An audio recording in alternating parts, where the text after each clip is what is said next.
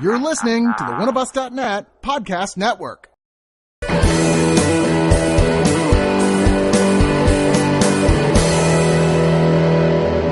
So we just came back from seeing I Know What You Did Last Groundhog's Day, and no, I'm sorry, that's incorrect. I couldn't find out a good mixture between Heathers and Groundhog's Day, but let's face it, this is really kind of a lot more Heathers than it is anything else. Yeah.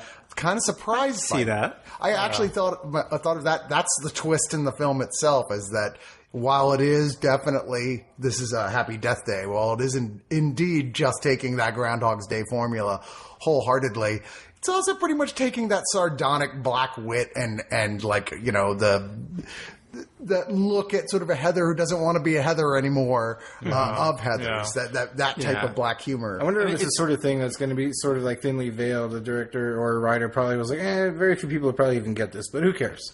Yeah. It's not as misanthropic as Heather's is, but... yeah, but that's kind of, it's a product of its time. It's a little bit more Mean Girls in a way, at times. Yeah. See that too.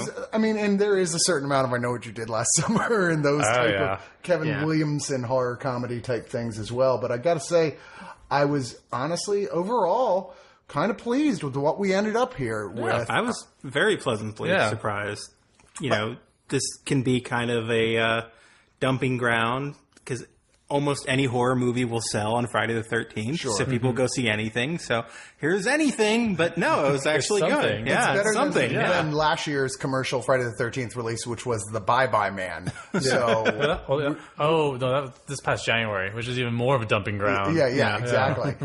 This movie was directed by Christopher B. Landon, who is indeed Michael Landon's son, who was primarily best known for being the writer of Disturbia, which was another one of those ones. It was like, that was a lot better than I. Yeah, and then he also directed a Paranormal Activity movie. One of the ones, the few ones I liked. I liked the third one, and I liked this one, that one, the marked ones, which was supposed to be like a spin-off, but it was actually better than most of the rest. He also did the really kind of fun Scout's Guide to the Zombie Apocalypse, which I haven't seen, which I do recommend. But I do really want to see. But it's on Amazon Prime. I'm a fan of one of the other writers, actually. But it was the writer is X-Men Superman writer Scott Lobdell, and co-creator of Generation X, which I loved when I was like a teenager. So. Indeed, who had a lot of big moments in comics over the years, especially with X-Men comics. So he already knows something about twisty parallel universes. Yeah. If you've written for the X-Men, hasn't really had much success on screen. You were like Man of the House, which involved a sorority, and Tommy Lee Jones was filmed in Austin, but wasn't that great. But this is a much better take on a sorority. Here, Jessica Roth plays Tree Gelbman, who wakes up in the room of some guy she doesn't even recognize because she was so drunk the night before. Carter Davis, played by Israel Broussard. And she's like, oh, God, what did I get? We know right from the bat she's a Heather. She is an obnoxious, full of herself, preppy, terrible person. And even though at times she will look like Melissa Benoist from Supergirl, she is actually not. She is not. Really? I kept on thinking... I had to convince myself a couple of times. I kept on saying, wow, you're doing a really great Kate Hudson impression in this movie. Well, maybe very young Kate Hudson. You're very young Kate Hudson. And she goes through her day and goes back to her sorority house, and you find that she's got kind of like she's definitely a top dog Heather at this house, although there's one above her. She and her roommate don't really get along all that well. She's just kind of nasty to everyone she comes across. And she's at a top she can afford to be. Yeah, exactly. Yeah. And so she's fairly entitled. Exactly. And lo and behold, when her whole day is shaken up by a guy in a creepy baby mask, which is the mascot mask for the college she goes to, who jumps out and stabs her in the head with a knife. And then flash... She wakes up in the bed again with everything but playing that birthday. song. Now you got to pick up the phone. Oh my God, that's damn I would have song. rather heard the song from Groundhog's Day again. But it's really, you're like, okay. And I'm a little exhausted early in the film with like, God, for fuck's sakes. It's just, this is literally the second film this year that's taking the Groundhog's Day formula and plugging it into a 20-something format. And you're like, okay. What was the first one? I can't remember the name of it, but it was like the girl, it's like she was also kind of bitchy, and she and her friends all go to a party, and they're like... It's so weird that Groundhog Day came out in 93 and it took them like 25 years to go, oh, wait a second, we should actually completely milk this. Because Seinfeld did an episode, Star Trek Next Generation X-Files, did a time loop episode. Supernatural. Yeah, so like television kind of did it, but it didn't really take movies by storm as much until recently. Now it's a thing. It's like, okay, found footage is kind of dying out. Well, what about time loop movies? Yeah, Let's do more of those. And not even like time loops with big variations on them. Like this is the exact same premise as Groundhog's Day. And even as much as this film certainly finds new things to do by injecting life from other movies and other ideas into it, it like takes a while before it really breaks that mold enough that you're like, I'm actually watching something that's kind of interesting here. As she proceeds to go through death after death, there's a point where she finally... I think, about 30 minutes in, when it really, finds its own thing, like when she's trying to solve who it is. Yeah, it's when she that whole montage is really funny. When she finally opens up to, the one guy who because she doesn't know him that well, she feels like she should, which is the guy Carter, who she doesn't even really know. Then it starts to get clever around then. And then from then on, it just kind of keeps taking surprising steps where I'm like, wow, I admit I didn't see that coming. Yeah, it's weird. It picked up for me after a really lazy moment in writing that almost completely took me out of the movie, but almost immediately brought me back in. This movie had a few moments like that. But the moment is going to be a staple in any time loop movie where the one person is explaining to the other.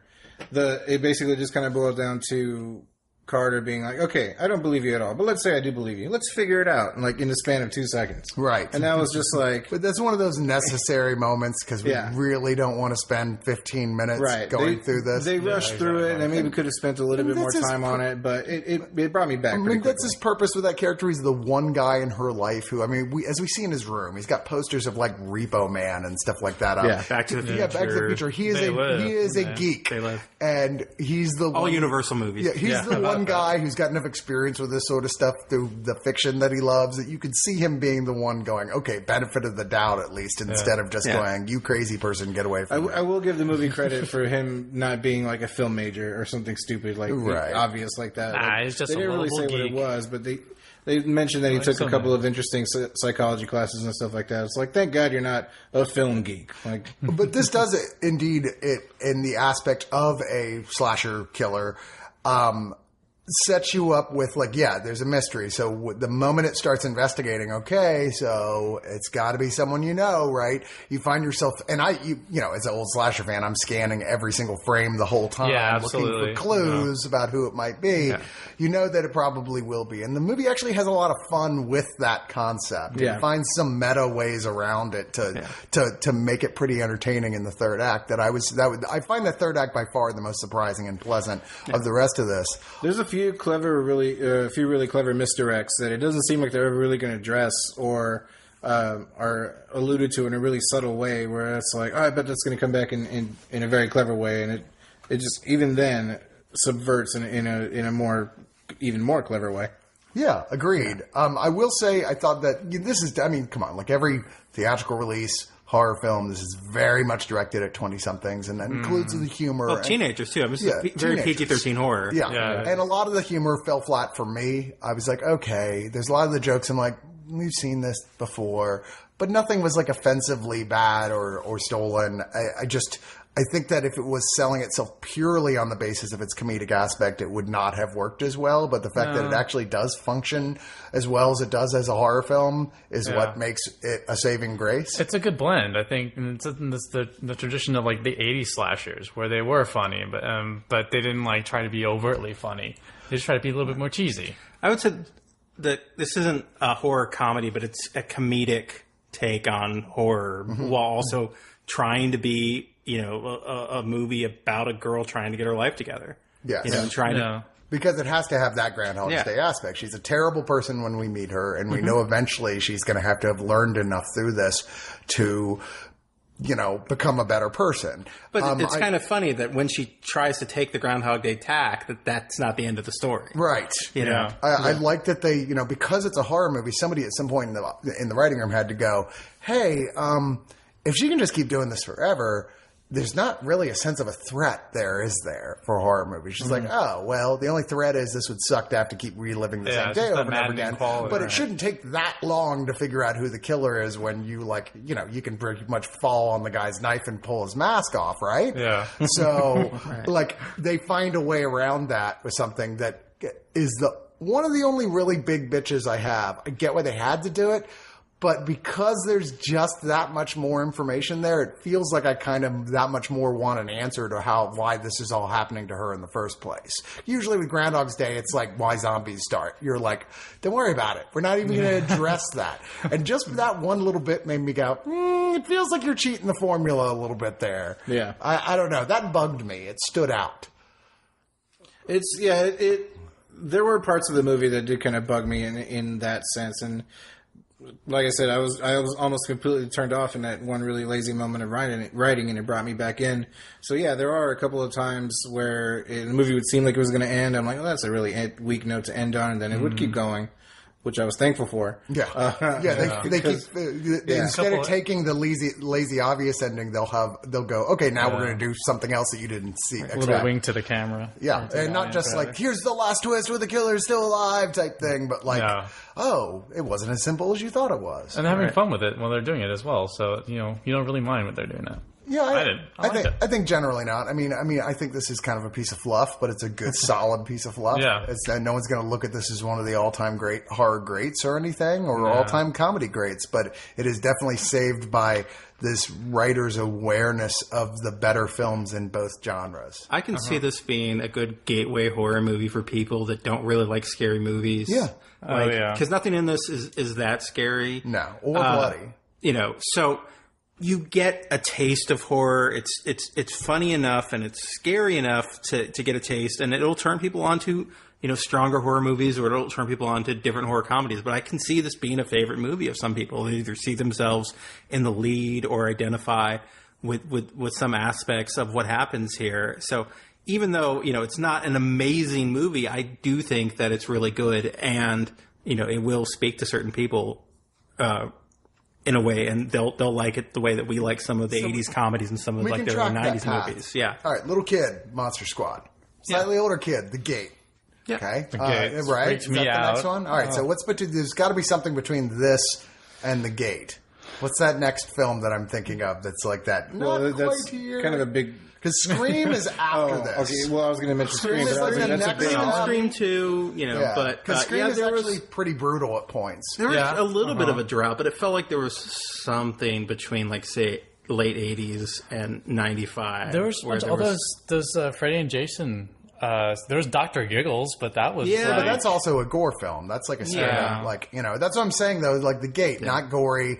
A lot of little kids, definitely meant for little kids. Monster Squad for even little kids. Right. But between The Gate and this, where there's this isn't super scary, but something that's another big, that other step a little bit more towards a more standard horror film, if you will. Because, people get killed on screen here and everything. Yeah. And it's just never terribly, it's not very splashy. Yeah. Even when it is, my favorite gore shot in the whole movie is out of focus in the background, and and you laugh. Yeah, exactly. And that was actually the moment where the film actually really won me over, and that was before the time loop conversation. Where she tries to start solving. Yeah. But it's not a jump movie by any means. No. There's the only time I ever jumped was the first. There are a couple jump moments. That's the only one that was super loud. Yeah, exactly. Yeah. But, and then there's a moment later on involving a car, but even that. Oh, that right. was funny. That was also funny. And you also knew that was going to happen. Yeah, there was one way out. You knew something was going to happen. You just didn't know how it was going to happen. Yeah, exactly. Yeah. I guess just final thoughts, JC. Well, despite there being a cake on the poster, this isn't a very layered movie. It's a straight up solid horror movie, as I think a lot of people do every October. They try to rewatch as many horror movies as they can in the 31 days, or try to do one horror movie a day. As a lot of people know, I give a lot of points to something I can rewatch over and over again. And this is something I could see down the road rewatching a few times, or being in the rotation of when I'm bored or in the background type movies. And I give a lot of points to something like that, especially when it's a pleasant surprise, and I wasn't expecting a ton out of it.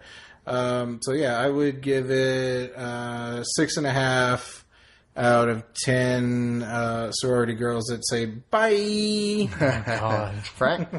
I'm a slasher fan from like the 80s, hardcore slashers. And I got a lot of friends that are too. And I enjoyed it. And I know they'll enjoy it too. So you're immediately my first suspect when people start getting killed off in a friend's group. Point at me. That's fine. Fair enough. But I love that it's funny that you said that the guy, the director of this, wrote Disturbia, because that's such a Rear Window type movie, isn't it? So this is, another one of those for me, that scenario of like, oh, pleasant surprise. And I rewatch it, once a year at least. Totally. But I love the spirit of this film. It's so game, it's so tongue-in-cheek, and it's having fun. I had fun throughout this entire movie. And I actually really like the lead. No one really talked about her, but, I thought she was a really, really, pretty kick-ass, slasher heroine. Mm-hmm. Especially, for the performance calls for her to go from like final girl / only girl. Yeah, she's pulling this is like multiple hats. Final girl training school. Yeah. She starts off as the first girl that would be killed, and ends up like the final girl. Yeah. And I don't have any complaints about this film. I thought the architecture was pretty solid. I thought that every time I thought they were copping out, they surprised me. And so this was clearly made by people who love and know like this genre. And, I got no complaints about this movie. I thought it, a couple times took itself a little too seriously, especially, in the catharsis aspects of it. But, I'd say 8 out of 10 red velvet cupcakes. I'm just assuming that was red velvet. It looked like red velvet to me. Yeah. Tasty. I'm so fucking hungry doing this movie. Sorry. Yeah, so right? The movie this most reminded me of, aside from the time loop aspect and the horror aspect, is Pitch Perfect. And I feel like, aside from the fact that I think it might have been shot on the same college campus as Pitch Perfect, it was Louisiana also, and it looked a little bit like that college campus. But I feel like, it nails the college experience to a certain extent, but also in kind of a generic way, where it's just generic enough to speak to enough people to go, that reminds me of my life. And, she has a dead mother in this movie, and that reminds me of something that happened to me fairly recently when my mom passed away like a year ago. So, there's a couple moments where the movie takes itself seriously that actually did speak to me, that I can see it not working for other people. But, ultimately, I really enjoyed this. It was a very pleasant surprise. I can really see people latching onto this and it becoming a favorite movie to a lot of people because it ultimately works. I think that it's clever throughout, and it's good. It's just good. So I give it 8 out of 10 very annoying ringtones. Oh my god! Yeah, I know. Who the fuck changes their ringtone to "Happy Birthday" on their birthday? Especially someone that does not want to celebrate their birthday. Someone who deserves to be murdered on their birthday. Exactly, right? You're like, my theory is her roommate actually changed her ringtone. Well, there you go. The day before, or possibly while they were out. Yeah. So special notes to Bear McCreary, who, of course, is one of the best composers out there today, who can do all sorts of stuff. There are multiple moments in this film. I was like, oh, they're doing some interesting stuff with the score here, and I was like, why is that name familiar? Battlestar Galactica was his big shot across the bow, where everyone was like, Jesus Christ, this sounds like it's amazing. But since then, he's been getting lots and lots and lots of work. Like I said, I don't think this is reinventing the wheel or anything. It's just taking one wheel and putting it on top of two others, all three of which you're all very familiar with, but they blend together so nicely. Yeah. It's 100% was not designed for some almost 50-year-old to watch, but here I am going, that's fun. And it's a movie that I could see totally like being excited to watch again a couple years from now. Like, oh, look, we got this. Yes, let's watch that. I had a good time with that movie. Although, there's going to be like 8 sequels, all with just a totally different girl. Oh, please don't let there be. I hope there's not. There is, though, because this is probably going to be a hit. It appeals to... It'll be a hit, but I don't know, like... It's got crossover appeal. But if they do like a final... Were you about to say Final Destination? Yes, I was. No, but the found footage thing, that's enough. Like, when you sequelize found footage, that's enough of a stretch. Like, how do you sequelize time loops? They just do it with a totally different character. And they just do the same fucking movie. Or they would probably explain that, well, you were stuck in this because of this external supernatural force, and now it's last shot of this person. That didn't work out too well for the butterfly effect too. So they'll probably just but remake either the or like movie. Final Destination, which he and I are probably if you can find a way to like tie that in later. Spoiler alert for Final Destination franchise. Yeah, I think that'd be cool. Yeah, if what's the guy's name? The Undertaker from Final Destination, Tony Todd shows up at some point, and he's like, "So I hear you've been having problems with your day." If they somehow make this the sequel, a Candyman sequel, a Final Destination sequel, and the sequel to this, like somehow incorporate all three. But yeah, I mean, I did ultimately find this charming. It's certainly flawed. It's not a perfect film, but it's not the kind of film you feel silly even looking too deep into a movie like this, looking for issues where I'm just like, come on, man. If you're doing that, you're looking for reasons to dislike this movie. It's above the standard, though. And it totally is. And like I said, overall, I found this very likable. I suspect this is going to be a big hit for Blumhouse. Jason Blum has a way of just picking winners that actually have legs that cost very little money to make. $4.8 million. Yeah. Almost no one recognizable in this cast, and it's going to go on and do great. It just goes to show you. I mean, even if it only does $30 million. I mean, very high batting average for Jason Blum and Blumhouse for me. So only a couple of stinkers. And I said, I think it's a piece of fluff. It's one that I think you'd enjoy. It makes for a great matinee of a film. I think this is better than fluff. I think it's fluff. It's well-made fluff. It's well-made fluff. I think it's better than fluff. It's 7 out of 10 really creepy fucking school mascots. Because come on, and who the hell calls the community human being? Who calls their team the Babies? No one. I think. I bet you someone somewhere has a mascot named the Babies. We'll have to look that up. I want to start a school and name the mascot. Our mascots the Masked Killers, just to tempt fate. Well, yeah. I will say the thing that most took me out of this movie. Oh God! Tar Babies. Tar Babies. Well, that's actually. But that happened towards the end of this movie, and it happened twice. And I was like, I was already with it enough that I was like, oh, whatever. But it's just one of those things like. So, do the rules of how cops function work totally different in this universe? I had to sort of forgive that. I was like, all right, what? I was like, because everybody should be going to jail. That's all I'm saying. Well, now we're doing this. Maybe that's the sequel. Everybody goes, it turns into a woman in prison movie. And then she has to relive the same day in prison and not get shivved.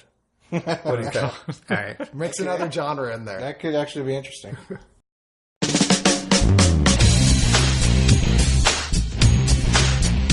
Oneofus.net has been your one-stop shop for all things geek for years. But there's a side to them many of you have never heard. The subscription side. Subscribe and listen to great podcasts like The Breakfast Pub, The Original Gentleman, and the Watch a Movie With Us series. Head on over to Oneofus.net and don't forget your towel.